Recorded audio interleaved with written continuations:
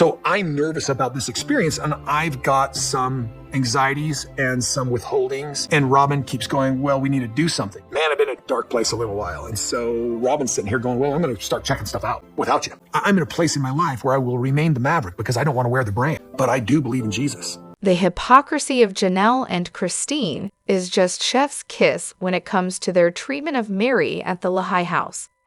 Let's talk about how Janelle suddenly got all worked up about not wanting to walk through Meri's house to get to Christine's. It's like, excuse me, wasn't it Christine who didn't want a big house in the first place? Remember how she couldn't stand the idea of anyone seeing her leave with Kody? So why is it suddenly fine for two women, both with noisy kids, who, by the way, they've openly admitted are loud, to constantly traipse through the one wife's house who has no kids? How is Meri's privacy suddenly any less important than theirs? Oh, right, it's not. And let's not forget that Meri would have to be on constant alert, always aware that at any moment, someone could barge in. Since when did her living room become a public thoroughfare? That's rich. Somebody made a great point when they said Janelle and Christine should have just teamed up to get Kody to build a real, enclosed walkway for everyone's safety. But no, instead, they decided to team up to invade Meri's space. Genius, right? And then there's the shared wall between Janelle and Christine's homes. Instead of making it more of a hassle for Meri, why didn't they just put a door there? I mean, they had a whole bunch of siblings between them. Someone could have added a door, no problem. But no, Kody preferred to keep the chaos alive instead of actually fixing things for his family. At the end of the day, Meri's needs were always last. She was constantly blamed, even by her own family. Honestly, I don't know how she lasted as long as she did under all that. We've got so much to dive into today, so let's not waste any time. Let's jump straight into it. Hey everyone, what's up? It's Elena here, and welcome back to my channel Reality Nexus X. I've noticed something interesting. Kody seems to have a soft spot for Logan and Aspen. He never has a bad word to say about them. Is it because they're the oldest boy and girl? In one of the older episodes, when the parents were stressing over how much Leon's college was going to cost compared to Aspen's, Janelle suggested that Aspen could live at home to save some money. Kody flipped out, insisting he wasn't going to let Aspen's college experience suffer just to pamper Leon. As much as I can't stand Kody, I actually agreed with him there. It's good to know that one kid's college experience won't be downgraded to make up for another kid's. But of course, even now, he doesn't mention Logan and Aspen much. I totally agree. That was one of Kody's few redeeming moments. Imagine if Leon got to go to their dream school just because their sibling had to sacrifice their college experience for them. Sure, Leon wasn't an only child, but they definitely had that only child vibe sometimes, didn't they? Are you sure Kody favored them? Because if we're being honest, Logan and Aspen seemed to be doing the parents' job while Kody was off with another wife. But yeah, Kody really loved the older kids. Well, as much as Kody can love anyone, he was especially close to Maddie. She was probably his favorite daughter. He did care about the boys too, though, and was pretty close to all of them. It's honestly kind of sad. His kids turned out fairly well despite growing up in a toxic, neglectful environment. Kody's missing out on a lot by being so petty and self-absorbed. Robyn, not invited to the Women's March, classic. So I'm watching this show for the first time, Season 12, Episode 6, and it's just too rich. Leon invites Meri and Janelle to the Women's March in DC because apparently they have the most vested interest in it. Totally reasonable, right? But let's ignore Kody's infuriating and utterly ridiculous comments about how polygamists have it harder than women in the LGBT+ community. That's a whole other mess. What really gets me is Robyn's obvious seething over not being invited. I mean, since Leon came out as a gay woman, Robyn's been acting like she's the wokest person in the room, proudly claiming to have gay friends. So of course, I couldn't help but laugh when she got left out. Robyn's out here with her little activist hat on, telling everyone about her gay friends. I'm just waiting for her to mention a black friend next. Maybe she has one of those too. But honestly, part of me feels like Robyn wouldn't have gone even if she was invited. I can totally see her just playing the background role, avoiding the drama. Plus, Kody was practically throwing a tantrum when Meri&Janelle talked about going, worried that it might take away from their big push to legalize polygamy in Utah. So maybe, deep down, Robyn was relieved to skip the whole thing and stay out of it. Okay, so I think I've cracked the whole Flagstaff situation. I've had the show on in the background while cleaning and doing my Christmas prep, and after watching all the Move to Flagstaff episodes, it's finally clicking. The family was never really that apart before. Even when they were in those Vegas rentals, they were still pretty close. But Flagstaff? That was a whole different story. The houses were farther apart, everyone was getting older and more tired. And let's not forget the financial nightmare of trying to sell 4 homes, buy 4 homes, and then figure out how to build on the property. But here's the real kicker. They all started realizing that as upsetting as it was to watch their family culture crumble, they kind of liked being apart. They had never spent that much time away from each other before, and once they did, it was like a weight had been lifted. But no one, not even themselves, was willing to admit it out loud. So instead, they just got more annoyed with each other, less patient with everyone's quirks and needs. Kody? He suddenly found himself craving something he never thought he wanted. 1 home, 1 woman, less stress, and way less fighting. But the problem was, he didn't know how to handle it when it actually came to him. So he pretended it was all about the family while secretly loving the peace. Robyn, of course, was soaking up all the attention and resources coming her way, and had absolutely no intention of letting go of any of it. Meanwhile, Christine and Janelle were finally realizing they could do life without Kody. For the first time, they didn't need him, something they probably never imagined possible. And then there's Meri, the wild card. She had this naive hope that maybe one day she could have one big happy home with Kody and be best friends with Robyn. But in Flagstaff, it became crystal clear. No one actually wanted her around. That's a harsh truth, but it's the reality. So she started branching out, making new friends, diving into businesses, and eventually accepted that she was a side character in her own family drama. If they had just stayed in Vegas, honestly, there's a pretty good chance things would have kept chugging along, status quo, and they would have kept pretending everything was fine because they didn't know what life was like without each other. And let's face it, they would have convinced themselves it was impossible to live any other way. But then Kody dropped the bomb. He was basically done with polygamy. And hey, COVID was the perfect excuse to bail without facing any of the fallout. He used the pandemic as his way out, staying with Robyn full-time and blaming everyone else for the mess. And let's be real, his family lost a lot of respect for him because they knew exactly what he was doing, but he couldn't even be honest about it. He took the coward's route and just let everyone else deal with the mess. On top of all that, the adults saw the move to Flagstaff for what it really was. Robyn couldn't let go of her adult son, so the family had to uproot, and she didn't give a second thought to the damage it did to everyone else, especially the teens who were stuck in the middle of high school, dealing with this chaos that they never signed up for. So I decided to get a little curious one day and Googled if you actually have to be legally married to adopt your partner's kids. Spoiler alert, you don't.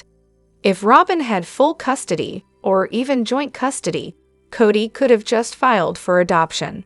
No need for all the extra drama. Unless, of course, this whole thing was Robyn's sneaky little plan to become the head wife. From the start, I've always felt Robyn had a hand in manipulating Meri, and I'm pretty sure she planted the idea in her head. Honestly, I don't even know why they dragged all this out in the first place. The kids looked miserable, especially Dayton. Like you could practically see him thinking, "Why is Dad okay with this?"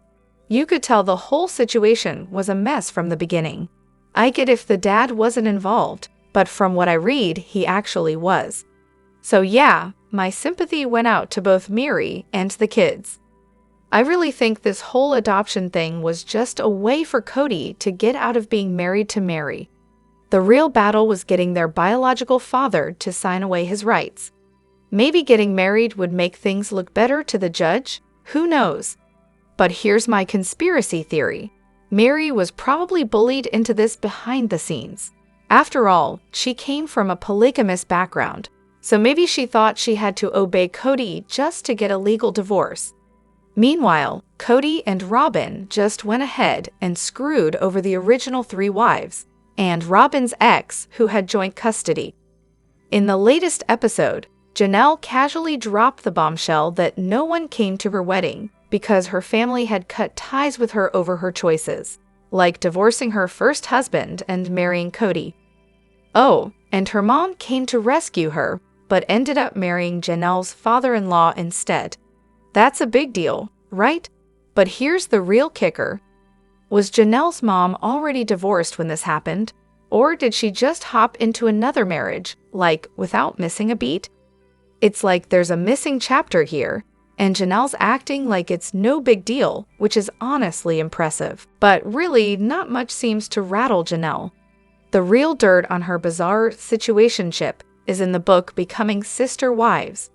Janelle comes from a well-off, educated LDS family that's been in Cache Valley since the pioneer days, so you can imagine they were thrilled when she divorced her first husband and joined the Kody crew. She and her first husband had a full-on Salt Lake City temple wedding, complete with a reception, but then it all went downhill. Her mom came into her marriage with Win with money, which they then sunk into a family bakery business. Meanwhile, Janelle's mom was a registered nurse, doing actual work. Oh, and speaking of Janelle's mom bringing money into her marriage with Win, didn't Kody's mom love that? I mean, Kody's mom always mentioned how tough it was when Janelle's mom married Win. She had to take care of Janelle's kids while Janelle's mom got to focus on Win. Nice, right? It's almost like Win was playing a version of Kody, but with fewer wives to juggle. Just like Kody, he was busy with his new spouse and didn't seem too interested in the old ones. Then there's the whole dynamic with Kody's family. Kody's brothers and nephew, Travis, Michael, and Benjamin Brown, have been pretty vocal about the whole Brown family mess. Kody's mom was the one who wanted to join the AUB, the Apostolic United Brethren, thinking it'd be a perfect fit for her, but little did she know, Win was going to marry a college professor and a nurse. Yeah, that wasn't exactly what she had in mind, but Janelle's mom brought in assets, which they used to buy land, livestock, and a bakery to build their family compound. By the way, some of Kody's siblings were polygamous too. What's important to note here is that the mainstream LDS community looks at the AUB and polygamy with serious disdain, probably even more than they look at the general public's opinions. If you've heard the Browns talk about the FLDs and Warren Jeffs, you can understand just how deep the divide is. It's like the AUB is the cool, quirky cousin to the mainstream LDS, but that's not exactly a compliment. Plus, the Browns were worried about Maddie joining mainstream LDS, thinking she'd be asked to cut ties with the family. And trust me, this whole dynamic is way more serious in Utah than anywhere else. The reason this hasn't been covered more, especially in earlier seasons, is simple. If the truth had come out, we all would have realized the AUV is a full-blown cult, and we probably wouldn't have kept watching. There were some vague mentions of Janelle's estrangement, but they've been carefully glossed over. If they've been honest, we'd have heard something like this. Janelle got more involved in this secret of faith and ended up living on Kody's polygamist father's isolated ranch. And then, just when it seemed like her mom came to save her, she turned around and decided to give all her money to an elderly polygamist man, becoming his third wife. And oh, she also gave her blessing for Janelle to marry his son and become his second wife. See, it's not exactly mainstream TV material. But the Browns were trying to make polygamy more palatable, and that meant keeping the messy stuff under wraps. We never got into the whole, you need 3 wives to get a planet thing either, even though it's straight from the teachings of Joseph Smith and Brigham Young. It's like they were hoping we wouldn't ask too many questions about the core beliefs of their faith. And then there's Christine. Don't even get me started. Her grandfather was murdered, and her mom didn't just leave, she had to escape in secret. It wasn't the usual, oh, mom just got fed up and left scenario, but the show definitely didn't dig into that. They glossed over her mom's escape like it was no big deal, which honestly is when I realized how much the Browns were hiding. It was during that infamous polygamy panel where it all clicked for me. That's when I knew the whole thing was more about the image than the reality. Still, it's entertaining enough to keep watching, but now we know the family's got a lot of skeletons in the closet. I was watching Notes to Self 444 when a woman, who grew up in polygamy, was explaining how she and her husband were conditioned from a young age to view suffering as a badge of honor. According to this mindset, if you were suffering, it meant you were doing God's work and striving toward heaven. And wouldn't you know it, this exactly matches how Robyn plays the victim. She's constantly telling everyone how hard it is for her, how devastated she is to see Christine dating, how unbearable it was when Meri moved. But here's the thing, she's not really suffering, not at all. What she's doing is playing up her misery to make herself look like the ultimate plural wife, the one who's sacrificing the most. In her twisted logic, this suffering somehow makes her the better wife, the one who's truly living the faith. She's managed to twist the departure of the other wives into something that highlights her own victimhood. Robyn wants everyone to believe that her pain is proof that she's the only real believer in the family, while the others are just weak. It's as if she had no hand in the departures, yet she's more than happy to use their struggles to elevate her own status. Take Meri's departure, for example. The fact that Meri left and got a release based on abandonment was a huge blow to Robyn, embarrassing even. It made Kody look bad in their community, and now he has to work double time to regain his standing. Of course, he's not going to accept any responsibility for it. But here's the real kicker. Meri's departure wasn't the end of the family. It was the end of Robyn's chances of ever fully being accepted into the AUB. Now she expects Kody to make it up to her for all the suffering she's had to endure. And Kody? Well, he convinces himself that everyone's just jealous of Robyn. That's the lie he tells himself.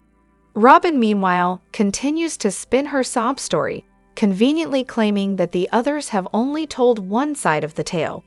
Of course, she gives Kody a free pass for skipping the meeting to tell his side, because that's just more leverage for her. She'll milk this situation for everything it's worth, and Kody? He'll keep paying the price. I fully support Meri in her quest for freedom and love the new version of her, but let's not get carried away. Some of her supporters seem to have convinced themselves that she's some kind of angel who got a raw deal, which, let's be real, feels a little misguided. Sure, you could argue that everyone in the OG3, minus Kody and Robyn, ended up with the short end of the stick in some way.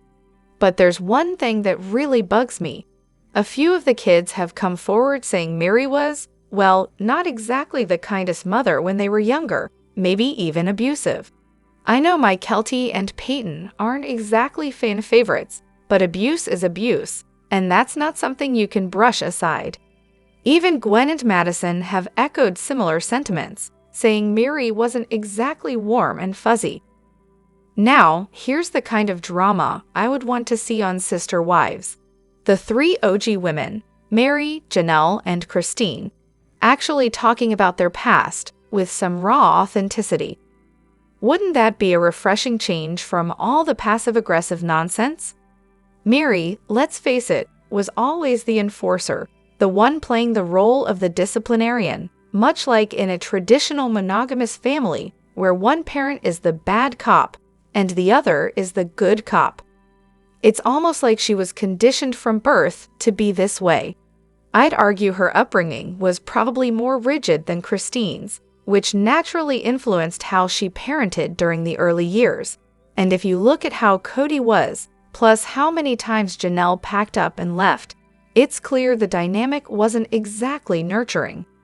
I suspect Meri's upbringing was strict, probably bordering on militaristic, and she just fell into the role of being the tough parent, while Christine was the nurturer and cook, and Janelle took care of the practical stuff. I bet Meri had a whole system of family traditions, like making pajamas and cooking the turkey, that got appended when Robyn came into the picture. And let's not forget, Meri's probably a firm believer in spare the rod, spoil the child, and maybe didn't quite unlearn that as most people would.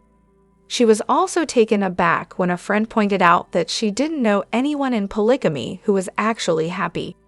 That's a big realization to have to unlearn. For years, Meri was just trying to get it all right, playing the part, suffering in silence, and checking off Kody's to-do lists. She ended up losing her marriage, but also losing her understanding of what it meant to live her religion, parent, and even understand herself. That's a lot for anyone to handle, but honestly, I think if Meri had the chance to go back and do it over, she'd probably change a lot. The early years were a pressure cooker, and it's not like she had the support she needed. Watching her husband marry 2 more women and have babies every year, while she struggled with infertility and the mental toll of the constant competition, it had to have done a number on her confidence and mental health. If nothing else, I'm sure Meri has plenty of regrets. She's not perfect, and neither was her journey. That ridiculous rock tower scene. Honestly, every time I watch it, I feel both angrier and more deflated. It's gotten to the point where I almost have to skip it during rewatches because it hits way too close to home, reminding me of my own emotionally abusive relationship. It's hands down one of the worst moments in the middle seasons with Kody. The guy literally lages and brags about railroading Christine, like that's somehow acceptable or even remotely funny when it comes to treating your spouse. And okay, I get that therapists are supposed to be mostly listeners and observers, but seriously, why didn't Nancy step in at least once to call out his behavior in real time? It's honestly infuriating to watch, and I can't believe she didn't correct him on camera. Nancy was a terrible therapist. She failed to do the bare minimum and challenge him on any of it. People raised in organized religions often end up stunted, both emotionally and intellectually. You see posts all over the place like, Christine is so annoying, Meri's not nice, Janelle can't even manage her money, and Robyn is the worst. And yeah, I get it. I mostly agree with those assessments. But let's take a step back and think about it for a second. When you're raised in a strict religious environment, especially one that's pretty cult-like, it really holds you back from growing in a normal, healthy way. In the worst cases, women are taught to see each other as rivals and men as either a prize to win or a burden to bear. These people didn't get the chance to experience life like the rest of us did, like, being an annoying, love-struck teenager, hi Christine, and then maturing and growing out of it by adulthood. Instead, they were stuck as these one-dimensional characters for their entire marriages, defined by a single exaggerated personality trait. So when their life structure changed, it's no wonder things started to unravel. Suddenly, Janelle's splurging on an RV because she's never had the chance to do that before. Kody was once the quirky, fun-loving polygamist cruising around in a convertible, and now he's just an angry, balding guy in a truck with QAnon stickers all over it. Look, feel however you want to feel about them. But let's apply a little critical thinking. These women, and even Kody, to some extent, missed out on key life experiences that most of us take for granted in our younger years, and that shows in their behavior now. They're emotionally stunted, and they've spent most of their adult lives exploiting themselves. Aside from Meri, who's got some marketable skills and a non-minimum business. The others are still just trying to squeeze themselves into the same old show roles to make a living. I think they deserve a little grace, even if we're still allowed to critique them. That said, Robyn, yeah, she's definitely the worst. Religious trauma and all the growth stunting aside, she's just a flat-out jerk. And honestly, can we talk about how messed up it must be to believe, or have believed, that you can't even get into VIP heaven without Kody? Imagine thinking that no matter how good you are, you can't get there without a husband. That's some seriously warped logic. Kody, the Great, truly knows how to make any situation about himself. Take the day when Meri's sister and Bil came to take the furniture she was giving them. Kody decides to be the one to help. And of course, by help, he means plopping himself down on the couch and turning the moment into a full-blown therapy session. There he goes, wailing about his life falling apart, asking, "What's going to happen to me?" As if he's the only one who's ever had a hard time. Sure, if he was venting to friends or a therapist, that would be one thing. But no, he's doing this in front of the wife he pushed away and practically ignored. The same wife he told he didn't want to be involved with. And now, what? He's crying to her about how things didn't work out. Really? To the woman who's been hanging on by a thread this whole time? It's the same act as when he moved her to Utah, clinging to her and crying over how his beautiful dream was ruined. Spare me. The sheer selfishness of it all is jaw-dropping. And don't even get me started on how Kody and Robyn sound when talking about the wives leaving. They can't seem to just come out and say what they really mean, which is basically, why did they take the money? Thanks for taking the money with you, Christine. They know the real fear isn't about losing wives, it's about the money. Robyn's new look says it all. Botoxed to perfection, freshly lifted chin, new brows that could cut glass, and lashes that could bat their way into anyone's heart. It's clear, Robyn's out to impress. Since the last wife took her leave, she's practically glowing, smiling and giddy as if she won the lottery.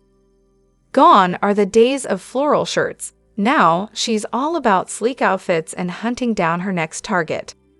Church isn't just a place of worship for her, it's a strategic field, a place to scope out her next victim. After all, covert narcissists never leave a good target behind until they've got a backup ready to go. But with her plan unfolding flawlessly, Robyn's feeling more confident than ever. The long game paid off, and now she's ready to reel in the next one. She's emboldened and the hunt continues. So here's a real question for you. I'm watching Secrets of Polygamy on Hulu or A&E, and in the first episode, they talk about Warren Jeffs in prison and how his son has been stepping in as his spokesperson, continuing his role as the prophet of the evil from behind bars. Classic move, right? Then the show shifts to the arrest of Samuel Bateman in Flagstaff, where he was caught transporting young girls. He was recently sentenced to 50 years in prison, which is a pretty heavy sentence. Now, I know the Browns follow a different polygamous group, but here's what I'm wondering. Is Flagstaff becoming some kind of new center for polygamous groups? What is it about that place that draws in people like Bateman? Then Kody moves to Flagstaff, and suddenly he decides it's time to kick his sons out of the house and embrace the more traditional, patriarchal approach of his group. It's almost like he got there and thought, well, guess this is the right time to go all in on the culture. Do you think Bateman's arrest so close to Kody's home might push him to distance himself even further from polygamy? I wouldn't be surprised if he starts to make it clear that he doesn't approve of the extreme practices that some groups follow. After all, those systems aren't just hard on women. They could be harmful to the boys too. And let's not forget the AUV, where the leader Lynn Thompson ran into serious legal trouble before his death a couple of years ago. This included accusations of inappropriate behavior and financial misconduct. I really think that's a big reason Christine started pulling away from the church, and I have to think it played a part in Janelle's hesitation to leave. It's not easy to ask for a release from a group that had a leader with such a troubled legacy. Let me know what you think in the comments. Don't forget to hit that like button and subscribe to my channel. I'll see you in the next video. Take care and much love to you all.